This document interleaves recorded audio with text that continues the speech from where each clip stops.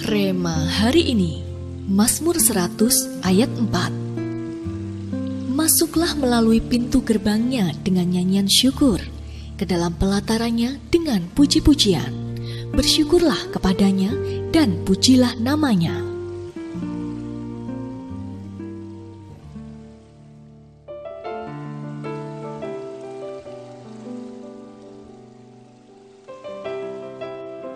Ketika Anda memasuki sejumlah kota besar di dunia, Anda akan bertemu dengan pintu-pintu gerbang yang terkenal, seperti gerbang Brandenburg di Berlin, gerbang Java di Yerusalem, dan gerbang-gerbang di Downing Street, London.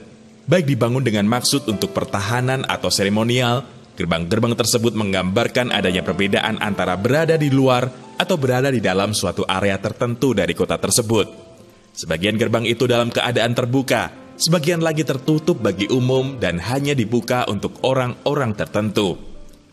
Sebelum memasuki pelataran bait suci juga terdapat gerbang yang berfungsi sebagai pintu masuk menuju bait suci tersebut, sehingga tidak semua orang bisa masuk dan keluar secara sembarangan.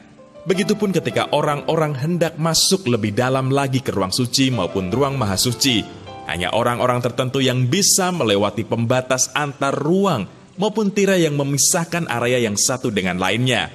Namun, ada satu pintu gerbang yang tidak pernah tertutup, yaitu pintu gerbang untuk masuk ke hadirat Allah.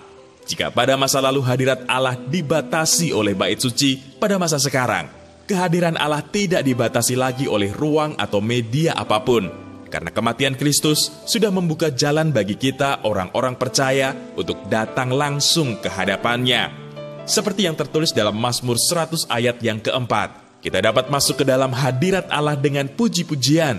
Pujian dan penyembahan adalah hal yang disukai oleh Tuhan. Dia begitu menikmati ketika anak-anaknya memuji dan menyembahnya. Ini juga menjadi alasan mengapa pujian dan penyembahan kita saat berpuasa dapat menarik kuasa Tuhan turun atas hidup kita. Ya, saat hati Tuhan disenangkan, Dia mencurahkan kuasanya dengan dahsyat dan tidak ada yang dapat menahannya, sehingga kita bisa masuk ke dalam momentum luar biasa yang mengubahkan krisis terbesar sekalipun menjadi kesaksian besar. Bagaimanakah kehidupan pujian dan penyembahan Anda selama ini? Mengapa Anda perlu mengangkat pujian dan penyembahan saat berpuasa? Bagaimana Anda dapat membangun pujian dan penyembahan kepada Tuhan saat berpuasa?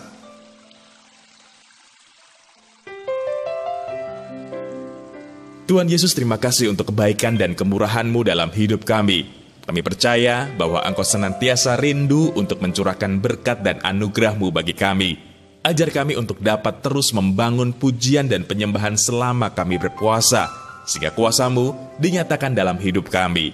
Di dalam nama Tuhan Yesus, kami berdoa. Amin. Angkatlah pujian dan penyembahan saat berpuasa.